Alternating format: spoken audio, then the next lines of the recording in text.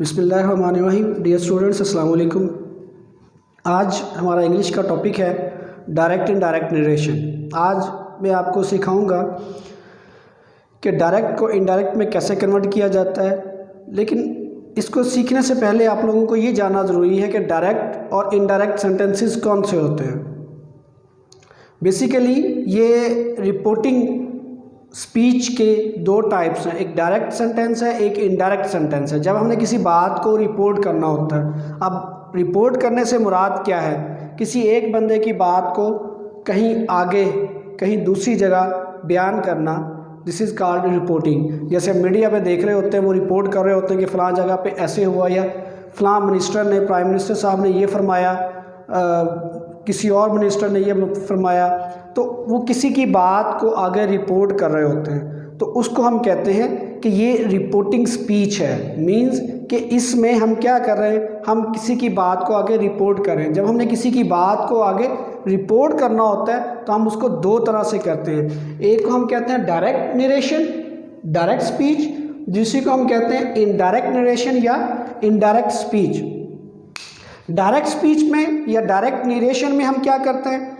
Direct narration का मतलब ये होता है कि आपने जिसकी बात को आगे रिपोर्ट करना है, जिस मिनिस्टर की बात को आगे हम रिपोर्ट कर रहे हैं, या जिस साथी की बात को हम आगे रिपोर्ट कर रहे हैं, या जिस दोस्त की बात को आगे हम रिपोर्ट कर रहे हैं, उसी के वर्ड्स हमने सेम एज यूज़ करने हैं और उसकी बात को हमने इन्वर्टेड कोमा के अंदर लिखना है। जस्ट लाइक देख, एक एग्जांपल मैंने लिखी हुई है डायरेक्ट स्पीच की। She said I like clouds in the sky. I like clouds in the sky, ये आप लोगों ने लिखा हुआ है इन्वर्टेड कोमा के अंदर। इन्वर्टेड कोमा के अंदर जो भी सेंटेंस लिखा जाता है, इसका मतलब ये है कि ये हूबहू उसके अपने अल्फाज हैं, ये उसकी अपनी वर्डिंग है जिस बंदे की बात को हम यहाँ पे रिपोर्ट कर रहे हैं। आई like clouds in the sky. अब वैसे अगर ये इन्वर्टेड कोमा के बगैर लिखा जाए आई like clouds in the sky, इसका मतलब है कि ये मैं अपने बारे में बता रहा हूँ, ये मैं अपने बारे में बात कर रहा हूँ। लेकिन जब हम इसको इन्वर्टेड कोमा के अंदर लिख देते हैं और उससे पहले कोई रिपोर्टिंग वर्ब लगा देते हैं, जिसका मतलब ये होता है कि अब इस जुमले का ताल्लुक मेरे से नहीं है, बल्कि इससे आने वाले पहले वर्ब से है, पहले सब्जेक्ट से है, इसका ताल्लुक इससे है। यानी आई like clouds in the sky का मतलब ये है कि मैं अपने बारे में नहीं बता रहा हूँ, बल्कि ये वाला सेंटेंस शी के बारे में है। शी बता रही है कि उसको पसंद है। तो मीन्स ये कि डायरेक्ट स्पीच में हम सेम वर्ड यूज़ करते हैं, लेकिन वो इलेबोरेट कर रहे होते हैं सब्जेक्ट को, जिसके बारे में हम बात कर रहे हैं, जिसकी बात को आगे हम रिपोर्ट कर रहे होते हैं। इनडायरेक्ट सेंटेंस में क्या होता है? इनडायरेक्ट सेंटेंस में ये होता है हम उसकी बात को रिपोर्ट करते हैं, लेकिन हम उसके कुछ अल्फाज को चेंज कर देते हैं, हम उसको अपने अल्फाज में कुछ अपने अल्फाज यूज़ करते हैं और उसको एक्सप्लेन करने के लिए, लेकिन उसका मायने, उसका मफहूम सेम वही रहता है जो असल बात करने वाले बंदे की होती है। यानी इनडायरेक्ट स्पीच में हम वर्ड्स चेंज कर लेते हैं, लेकिन जो असल बात होती है उसका मायने और मफहूम वही रहता है। डायरेक्ट स्पीच सेम वर्डिंग जो उस बंदे ने कही, और इनडायरेक्ट स्पीच मीन्स कि आपने उसके अल्फाज को चेंज करके अपने अल्फाज में उसको कन्वर्ट कर दिया, लेकिन उसका मायने, उसका मफहूम वो वही है जो उस बंदे ने बात की है। तो इसमें आप देखोगे कि इसके दो हिस्से हैं। एक हिस्सा वो होता है जो इन्वर्टेड कोमा से पहले है, और एक वो हिस्सा है जो इन्वर्टेड कोमा के अंदर है। ये इन्वर्टेड कोमा से बाहर है और ये इन्वर्टेड कोमा के अंदर है। तो जो इन्वर्टेड कोमा से बाहर होता है उसको हम बोलते हैं रिपोर्टिंग वर्ब।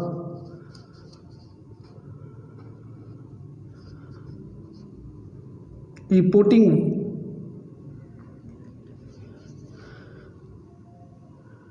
इसको रिपोर्टिंग स्पीच भी कह सकते हैं या डायरेक्ट भी कह सकते हैं, डायरेक्ट स्पीच। और जो इन्वर्टेड कोमा के अंदर होता है उसको हम बोलते हैं रिपोर्टेड स्पीच। रिपोर्टिंग वर्ब या रिपोर्टिंग स्पीच, रिपोर्टेड स्पीच या रिपोर्टेड वर्ब। तो आज मैंने आपको एक्सप्लेन ये करना है कि हम डायरेक्ट को इनडायरेक्ट में कैसे कन्वर्ट करते हैं। क्वेश्चन ये है कि इसके किस हिस्से को क्या कहते हैं, ये याद करने की ज़रूरत नहीं है। असल में टॉपिक हमारा ये है कि हमने इस डायरेक्ट को इनडायरेक्ट बनाना सीखना है, जो हमारे पेपर में भी क्वेश्चन आएगा और वैसे भी हमें आम लाइफ में इसकी ज़रूरत पड़ती है। लेकिन असल टॉपिक है हमारा कि हमने इसको पेपर में सॉल्व करना है, पेपर में इसके हमने पूरे नंबर्स लेने हैं, और ये आप सीखोगे तो आप कर सकोगे, रटा मारने से ये चीज़ें भूल जाती हैं। तो इसको सीखने से पहले आपको पर्सनल प्रोनाउंस का टेबल ये ज़ुबानी याद होना चाहिए। इसको आपने ज़ुबानी याद करना है, इसको सीखना है कि ये क्या है। थोड़ा सा मैं आपको एक्सप्लेन कर देता हूँ। प्रोनाउन का मतलब आपको पता है, प्रोनाउंस कौन से वर्ड्स होते हैं which are used on noun की जगह पे जो इस्तेमाल होने वाले वर्ड्स हैं उसको हम प्रोनाउंस बोलते हैं। उसके 3 केसेस हैं, एक सब्जेक्टिव केस है, एक पॉजेसिव केस है और एक ऑब्जेक्टिव केस है। सब्जेक्टिव केस, पॉजेसिव केस और ऑब्जेक्टिव केस। जब हम नाउन की जगह पे प्रोनाउन यूज़ कर रहे हैं एज अ सब्जेक्ट, तो इसमें से कोई वर्ड हम लगाते हैं। पॉजेसिव केस ये पोजेशन को रिप्रेजेंट कर रहा होता है, मीन्स किसी के मालिक होने को रिप्रेजेंट कर रहा होता है, यानी ये किस की मलकियत है। दिस इज़ माई पेन या दिस इज़ योर्स पेन या this is her pen, this is their pen.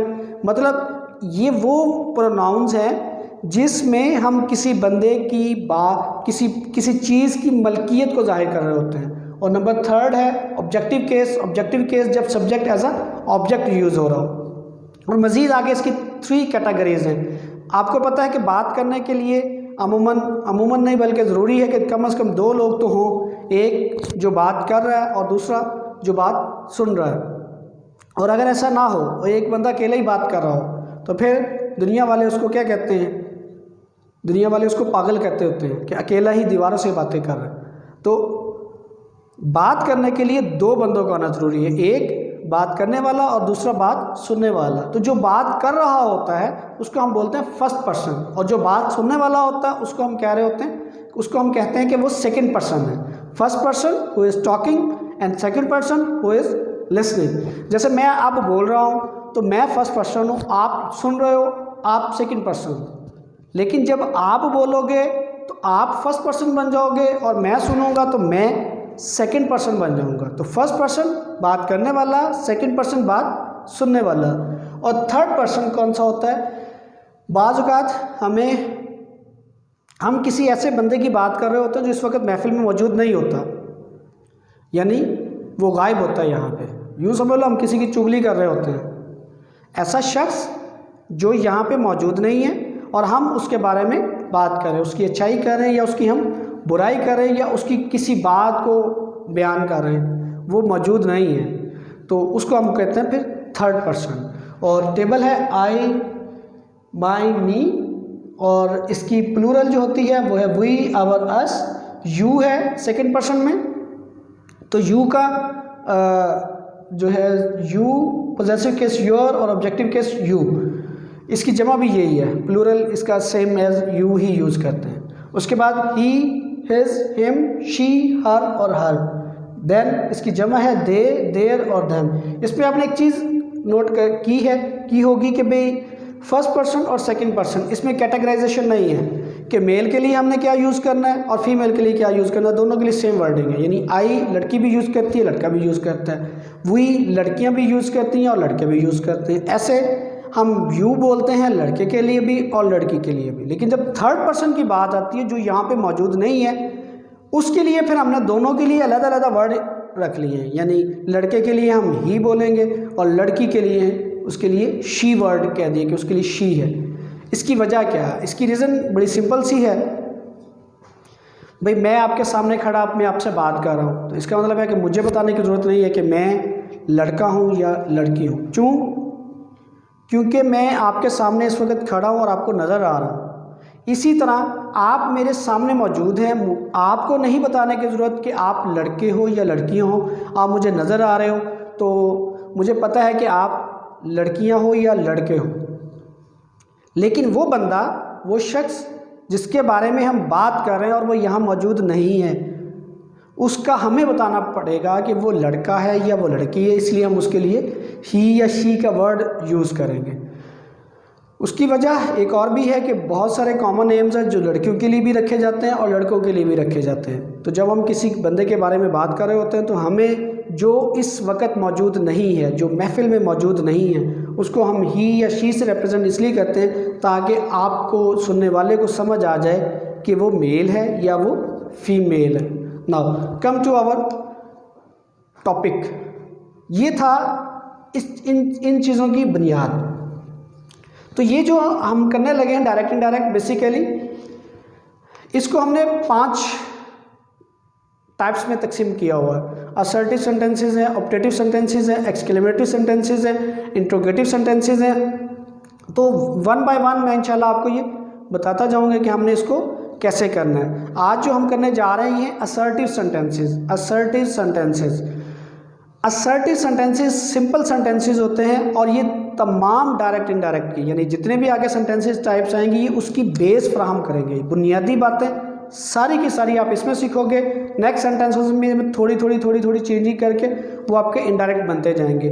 तो असल बात ये है कि आपने असर्टिव सेंटेंसेस के ऊपर ज़्यादा मेहनत करनी है, इसको ज़्यादा अच्छे तरीके से सीखना है। इसके ऊपर जितनी आपकी प्रैक्टिस हो जाएगी वो नेक्स्ट आपके काम आएगी। यानी आगे आपको इंट्रोगेटिव सेंटेंसेस या एक्सक्लेमेटरी सेंटेंसेस या ऑप्टेटिव सेंटेंसेस उनको सीखने में ये आपकी हेल्प आउट करेंगे और आप उसको यूं चुटकियों में सीख जाओगे।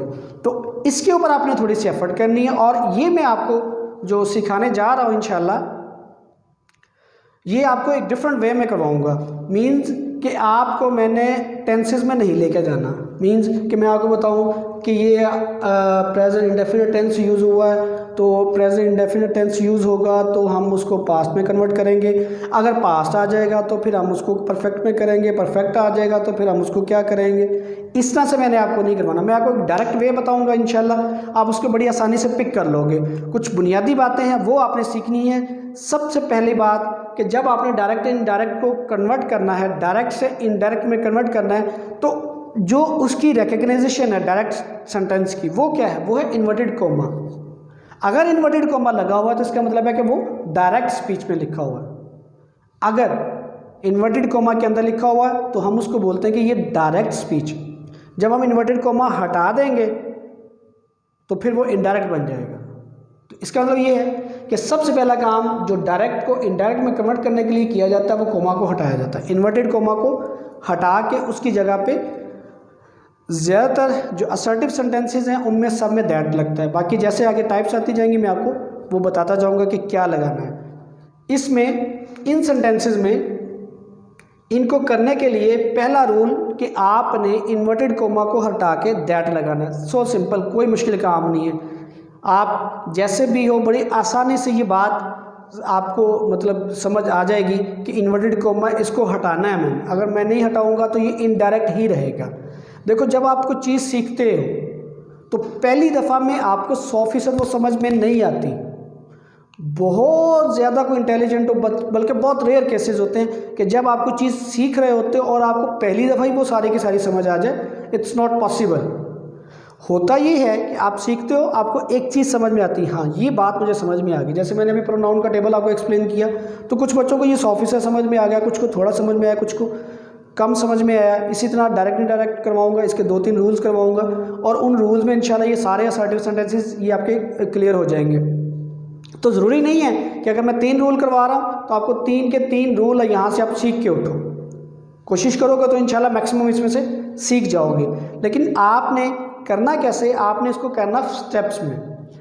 First step, second step, third step, fourth step, यानी आप इसके स्टेप्स बना लो और मैं आपको स्टेप्स में ही करवाऊंगा ताकि आपको समझने में आसानी रहे और आप इसको कर सको। और फिर उसके बाद में देखो कि आपको मुश्किल लग रही है कि 4 के 4 स्टेप मेरे से नहीं होते, तो आपने क्या करना, आपने इसमें से 2 स्टेप पकड़ लेने फर्स्ट अटैम्प्ट में कि ये 2 स्टेप मैंने सीखने हैं और उसकी प्रैक्टिस करनी है। जब वो 2 स्टेप क्लियर हो जाए फिर उसके साथ एक और स्टेप शामिल कर लो, फिर उसके साथ एक और स्टेप शामिल कर लो। जब आप 2 अच्छे तरीके से सीख जाओगे, तीसरा और चौथा आपके लिए कोई मायने नहीं रखता, फिर वो बड़ी आसानी से आप सीख जाओगे।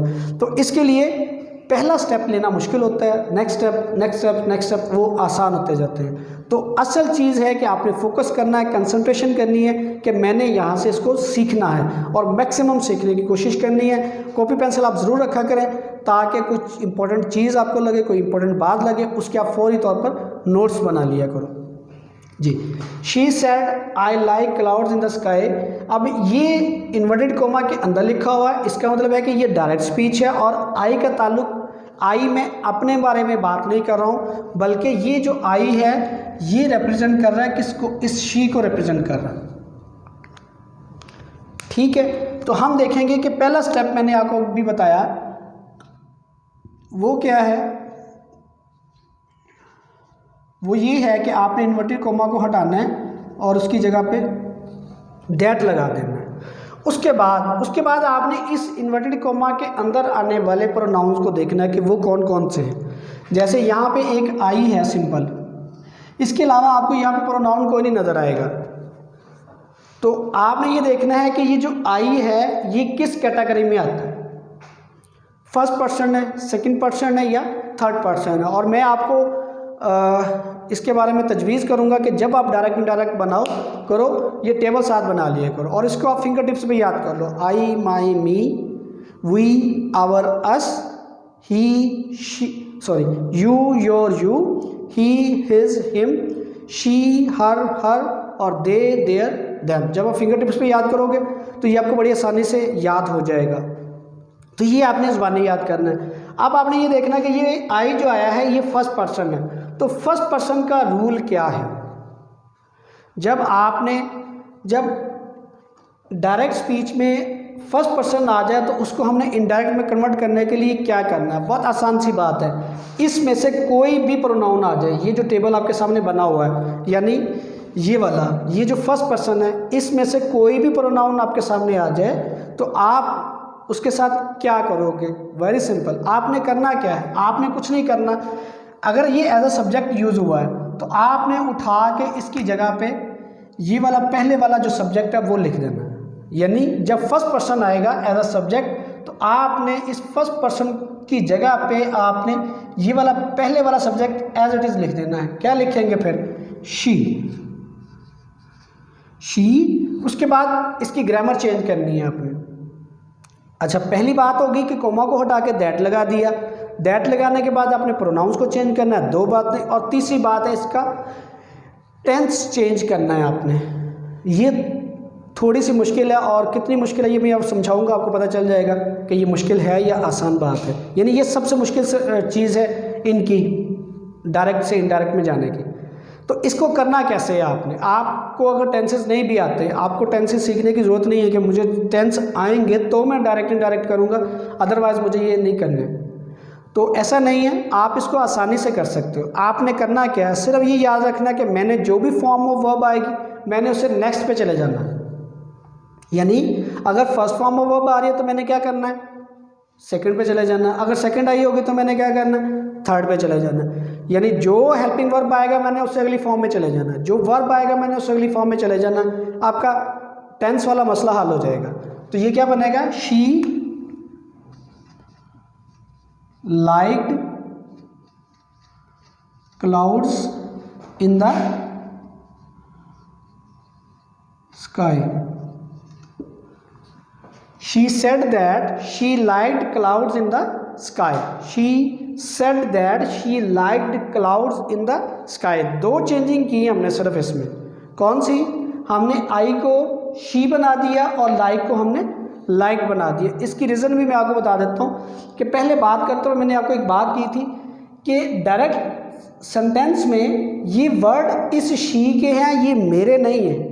तो जब आप इसको इनडायरेक्ट में करोगे तो आप आई नहीं यूज़ करोगे, आप शी यूज़ करोगे कि ये उसके लिए है, उसको पसंद है, मैं अपने बारे में नहीं बता रहा हूँ। ठीक। और दूसरी बात, चूँकि यहाँ पे सेड है, सेड का मतलब है पास्ट की बात हो रही है। और अमूमन सारे सेंटेंसेस में आप देखोगे said said said said to said सब में ही पास्ट है। तो जब पास्ट आता है तो इसका मतलब है कि ये लाइक भी पास्ट में ही उसने बताया था, तो हम उसको पास्ट में कन्वर्ट कर देंगे, यानी उससे अगले टेंस में चले जाएंगे। लाइक को हम कन्वर्ट कर देंगे लाइक्ड में। तो she said that she liked clouds in the sky. Next one है he said to her I live in this building. अब इसमें आप एक चीज़ नोट करो, वो क्या है, वो ये है कि यहाँ पे आपके पास जो है वो सेड टू आया, ऊपर सिर्फ सेड था। तो ये एक और बात है कि जब सेड टू आएगा उसको भी हमें चेंज करना पड़ेगा किसी वर्ड में। तो यहाँ हम इसको चेंज करते हैं टोल्ड में। असर्टिव सेंटेंसेस में ही टोल्ड हर दैट, अब आगे आ गया आई अगेन फर्स्ट पर्सन है, तो इसको आपने कन्वर्ट करना है किस में, रिपोर्टिंग वर्ब के सब्जेक्ट में। यानी सादा लफ्ज़ों में आप ये कह लो कि जो फर्स्ट वर्ड होगा, जो फर्स्ट प्रोनाउन होगा, आई अगर आता है तो ये सेम टू सेम वही आ जाएगा। फर्स्ट पर्सन जब भी आएगा इसमें से, अगर वो एज अ सब्जेक्ट आता है तो ये सेम वर्ड ये वाला यहाँ पे आएगा। यानी ये मैं आपको सिर्फ आज जो जितने भी सेंटेंसेस हैं ये सारे के सारे फर्स्ट पर्सन से रिलेटेड है। तो मैं आज आपको फर्स्ट पर्सन जब आएगा उसको चेंज करना सीखना है आपने। अच्छा, इसके जो स्टेप्स आप 2 स्टेप्स आप रख लो। अगर आपको मुश्किल लग रहा है तो 2 स्टेप्स कर लो। एक स्टेप ये है कि मैंने कोमा को हटा के दैट लगाना है। फर्स्ट पर्सन आएगा तो उसको मैंने चेंज करना। उसको चेंज करने का तरीकाकार क्या है कि ये आपके पास जब first person as a subject आएगा तो उठा के आपने यही लगा देना है। तो ये क्या आ जाएगा, ही। उसके बाद लिव है, फर्स्ट फॉर्म है, इसकी सेकंड फॉर्म क्या आएगी, लिव्ड इन। और कुछ वर्ड्स ऐसे हैं जिसको हमने चेंज करना ही है, तो ये मैं आपको साथ साथ करवाता रहूँगा। But at the end of our last video, जब हमारी आखिरी वीडियो आएगी तो मैं आपको ये वर्ड जितने भी हमने यूज़ किए होंगे कि किस वर्ड को किस में चेंज करना है, उसका मैं आपको टेबल बनवा दूंगा और वो आप उसको देख लेना, उसको याद कर लेना। तो ये वर्ड है दिस को हम ऑलवेज चेंज करते होते हैं दैट में, पहला वर्ड। ये एक्सेप्शनल केसेस हैं, स्पेशल वर्ड्स हैं जिसको हमने यूं ही चेंज करना है, इसका कोई रूल नहीं है। अगर रूल है तो वो ये है, चूँकि ये माजी की बात है, पास्ट की बात है, तो इसलिए दिस की जगह पे फिर वो दैट आ जाता होता है। बहरहाल आप इसको याद कर लो, इन दैट बिल्डिंग।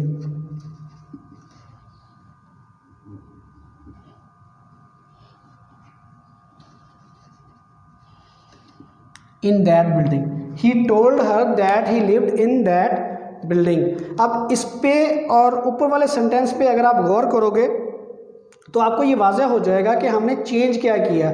हमने सेट टू को बना दिया टोल्ड में, आई को हमने बना दिया ही में। ये बहुत आसान सी बात है। फर्स्ट पर्सन आ जाए तो आपने क्या काम करना है, इसी वर्ड को उठा के आपने सेम वैसे लिख देना और वर्ब की अगली फॉर्म लगा देनी। लिव को हमने चेंज कर दिया लिव्ड में। और ये अगर आपको 1 नंबर का सेंटेंस आता है, आपने उसको कॉपी ही करना है और क्या करना है, कॉपी पेस्ट करना है। सिर्फ 1-2 वर्ड चेंज करना है और आपके नंबर्स मिल जाएंगे। इसकी बजाय आप लंबी लंबी समरियाँ याद करो, लंबे लंबे ऐसे याद करो और लिख के भी आओ, और फिर उसकी मर्ज़ी है कि वो आपको नंबर दे या ना दे। और ये ऐसी चीज़ है कि अगर आप ठीक लिखोगे, ये मैथ के क्वेश्चंस की तरह है, अगर आप ठीक लिखोगे तो वो आपको नंबर ज़रूर देगा। अगर आपने आधा सेंटेंस ठीक लिखा है तो वो आपको आधे नंबर भी देने का पाबंद है। पूरा सेंटेंस ठीक लिखा है तो वो आपको पूरा नंबर ज़रूर देगा। इसकी बजाय समरी में वो नंबर आपके काट सकता है और काटते होते हैं। तो इसको आप कोशिश करके सीख जाओ। नेक्स्ट सेंटेंस है he said I am unwell. इसको कन्वर्ट करेंगे कैसे, अब चूंकि यहाँ पे सिर्फ सेड है तो इसको आप सेड में ही लिखोगे। ही सेड, कोमा को हटा के मैंने क्या किया, दैट लगा दिया। ही सेड दैट। हाँ जी, अब आ जाओ, आपने इसको चेंज करना है, आई को किस में चेंज करना है, ही में। चूंकि इस सब्जेक्ट का ताल्लुक मैंने शुरू में बताया था कि इसका ताल्लुक है इस शी के साथ। ये आई मैं अपने बारे में नहीं बता रहा हूँ, बल्कि वो जो रिपोर्ट कर रहा है, यानी जिसके बारे में मैं रिपोर्ट कर रहा हूँ, ये उसकी बात है। तो आई की जगह क्या आ जाएगा, ही, और एम की नेक्स्ट फॉर्म है was. He was unwell. He said that he was unwell. समझ लग रही बात की, क्या काम किया, कोमास को हटा के दैट लगाया। फर्स्ट पर्सन आएगा तो उसको फर्स्ट के सब्जेक्ट के मुताबिक हमने चेंज कर देना है, और जो टेंस आएगा उसकी हमने नेक्स्ट फॉर्म ऑफ वर्ब लगा देना, उससे अगले टेंस में चले जाना। नेक्स्ट देखें, दे सेड,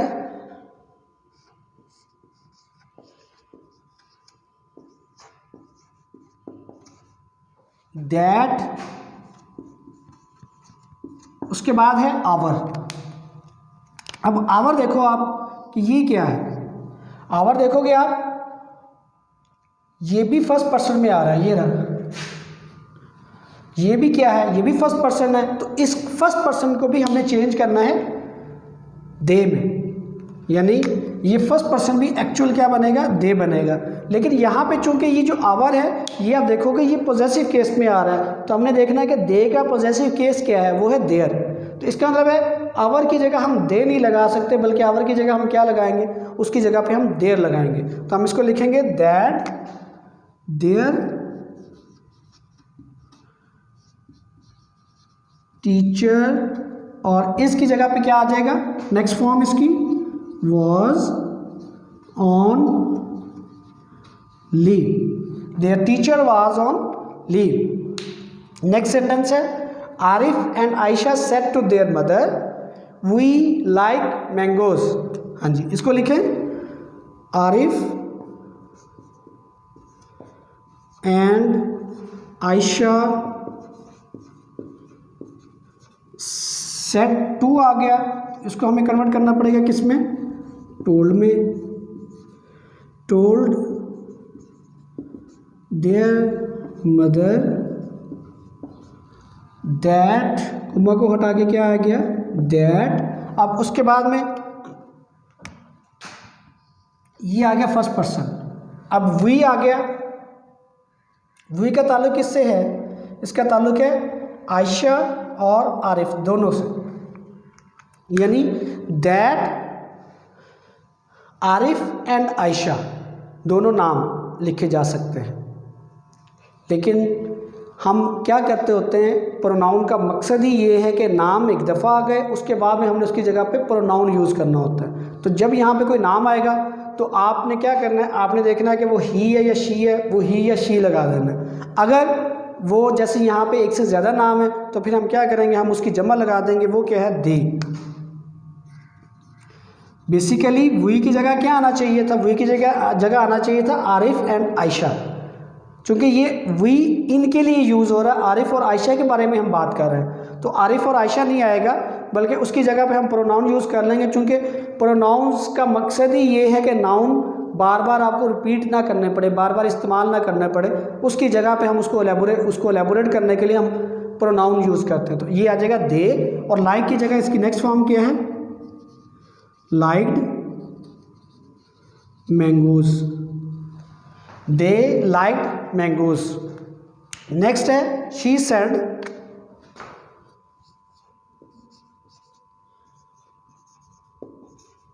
दैट, कोमास को हटा के क्या किया हमने, दैट लगा दिया।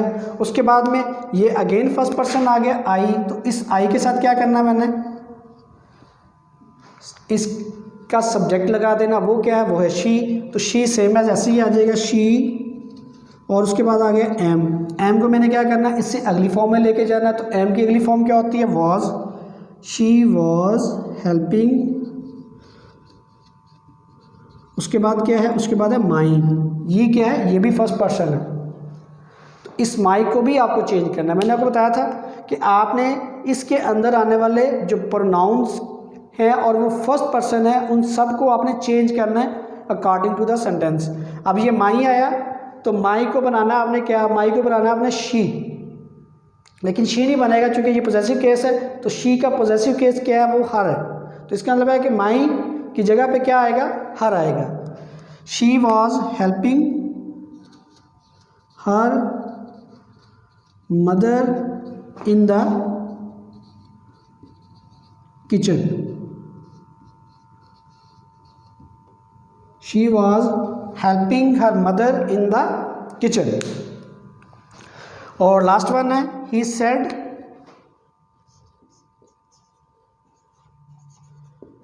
दैट। उसके बाद है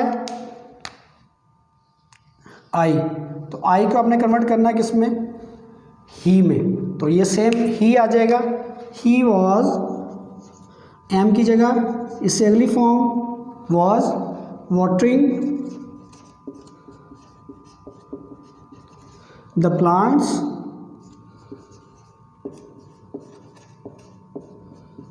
in the garden. He said that he was watering in the watering the plants in the garden. तो ये आज का हमारा टॉपिक था, डायरेक्ट इनडायरेक्ट। ये हमने स्टार्ट किया, फर्स्ट वीडियो इसकी है।